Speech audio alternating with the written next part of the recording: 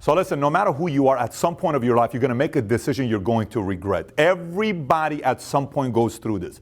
It could be when we were little kids, and you take that paper clip and you put it in the electrical socket, and then afterwards your hair gets crazy and you get that shock for the first time. I remember I was in the Army one time working as a Hummer mechanic, and I was underneath the Hummer, and I put this wrench in, and it touches the starter's tip and another electrical base that they had. I was shocked so hard. I mean, I will forever remember that moment because I felt like I felt a jolt in my entire body, right? That was a regret. Sometimes you feel regrets with relationships. You dated a girl you knew you should never date in the first place, or a guy. No matter what it is, there's regrets. And so the way in life, if you were to look at that with business, the way it works in business, the more you can minimize decisions you make that you regret afterwards, the higher of a chance you give yourself to make it in business. So today, I'm going to dissect the entire process of making a decision, how to make the best decision, and then how to go back and gauge yourself and say, am I making the right decision most of the time? Before I get into it, any questions, any thoughts, any comments, comment on the bottom as I'm going through this. We are going to have a PDF at the end, so stick around for the free PDF that you'll get. And last but not least, if you haven't subscribed to this channel, click on the subscribe button to subscribe and join the notification squad by clicking on the alert button right next to it. So let's get right into it. Look, in a world of business, you're going to make decisions. But the decisions are typically going to come down to two different types of decisions you'll make. Let me explain. One is offense, one is defense. Let me explain. Offense is sales, marketing, expansion, growth, recruiting, hiring, technology. Everything is offense, offense, offense. We're growing the company. So you're making a decision. If we buy this, this could help the company go to, if we hire this person, this could make the company go to the next level. On the other side, decisions that you make and investments that you make is defense. What does this mean? You have two choices on getting an attorney. One attorney is $300 an hour. One attorney is $800 an hour. This attorney gives you a 50% chance of winning. This attorney gives you an 80% chance of winning. The cost difference is $500 per hour. But the chances of this guy helping you out is 30% more. That is a defensive decision that you got to make. Another one could be compliance. You make a certain decision so it prevents the company from getting complaints or lawsuits or all this other stuff. That is defensive. This is not necessarily going to give you high returns. This gives you a lifespan of sticking around the business. Those are two things you're looking at as you go through. Offense, defense. Having said that, let's go through the step process of what happens when you make a decision together. Step number one, what issue will this solve? If you make this decision today, what is it going to solve? What problem you're facing today that it's going to solve? Or what investment, what growth, what is that opportunity that's going to solve for you?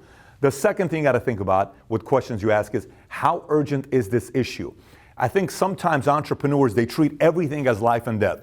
If you treat everything as life and death, it's kind of like being in a relationship and everything you do, your girlfriend says, that's it, we got to break up. This is not going to work out. That's it, we got to break up. This is not going to work out. Not everything in business is life or death. But you got to be able to know we have to address this issue. If it's compliance, it's a now or never. We're going to be out of business because our partners or vendors are going to pull out. It's very important. So as you're going through it, the first thing I ask are those two things, okay? First two things, what are we going to solve? How urgent is it? Now, let's set those two things aside. I'm going to give you a PDF to go through this, whatever issue you are dealing with. I want you to think about this acronym. It's very easy.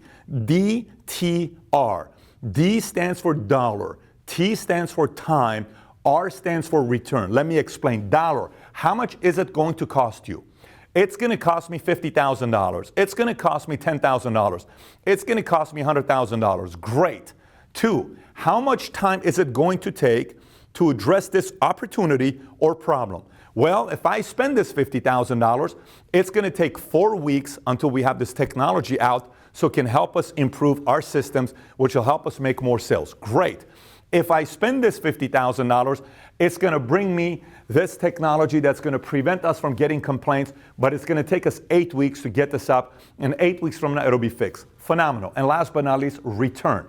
What type of return am I going to make on this money and this time that I'm committing to this project? You got to look at those three things, the DTR, after you know how urgent the issue is, and after you know what issue this decision you're going to make is going to solve. Once you have those things, okay, the DTR and those two questions you asked at first, then it's the last thing. Because at this point, sometimes you'll sit there and you'll say, oh my gosh, this thing's going to make us a millionaire. We have to get it right now. I had a guy that called me and he said, Pat, I see this, amazing virtual reality technology that if we get, it's going to be phenomenal. This guy's a startup. It's going to be phenomenal. It's going to help me be like nobody else at the restaurants and all this other stuff. And imagine if you're sitting there and the menus are going to be all this other stuff. I said, that's great. It sounds exciting. How much of that money are you going to put? He says, what's going to cost me $35,000? How much do you have right now? $40,000. You mean to tell me you're about to spend 90% of your money into this one project that you don't know nothing on how it's going to do? Yes. Listen, we got to set that part aside. Here's why. Because the last thing you got to think about as you're going through these things is blind spots. Are there any blind spots? And by the way, typically you will never see the blind spots. Here's why. Let me explain what I mean by this. How often have you had a friend, date a girl? Well, you look it from the outside and you're like, dude, I don't know why this guy's dating this girl. This is not going to work out. I don't know why this guy and this girl are together. There's no way in the world this is going to work out, right? How often have you seen that? Well, you see it from the outside. You know too much information about her or him. You know it's not going to work out. But he's got blind spots. You know why he's got blind spots? Because he's in love. And he doesn't see the blind spots. Typically, blind spots are the reason why people have advisors. They have board of directors. They have an advisory board. Because the advisory board can help you say, hey, Johnny, I'm sorry, I hate to say this. I don't mean to burst your bubble. You got a blind spot here, buddy. You put this money here, you're going to put this much of it. You don't know necessarily if you're going to make the return on your money. Sounds like you're pretty excited about it because it's different than everybody else. And all you want to do is be different versus the other guy you used to be a part of in this other company. No. Don't do that. You're making a decision emotionally. No need to do this. Maybe a year from now, maybe 2 years from now, but not right now. That's why entrepreneurs get advisors and board of directors. So as you have that process, that's your platform you're looking at, right? Your frame as you're making decisions. Then comes the other side, which is gauging how often you make the right decision. Let me explain to you what I mean by this. Here's the first thing you got to think about when it comes down to gauging yourself on how often you make the right decisions. Out of the last 10 decisions that you made, how much time did the wrong decisions take you away from the business? The reason why I share this is because it's like, I remember when I was done dating just to date and waste my time. And I told a girl, I'll never forget this. I said, I am done dating somebody and just getting comfortable with you after 6 months, knowing we will never be together. It's just not going to happen. You know it, I know it. This is just never going to work out. I'm done doing that. The same goes with business, where you get to a point where you say, I'm done making wasted decisions and investments because it's taking time away from my core strengths, that if I focus on my core strengths, we grow the company. Forget about the millions of dollars I've lost. It's the weeks that you lose, or the hours that you lose, or the months that you lose, that if you had those back and you focus on your core, what would have happened to the business? Now, let me say this last part before some of you are feeling like crap while you're watching this, because shit, man, I've made so many bad decisions. I don't feel good about myself right now. Look. No one starts off being an 80% free throw shooter. Nobody. No one starts off being a 50% free throw shooter. You know how insane it is? Everybody starts off being a 0% free throw shooter. No one starts off shooting their basket and they're all, I'm good, I make, that. No, we are terrible when we first take a shot as a kid. And then you get better at it. The same thing goes with decision-making process.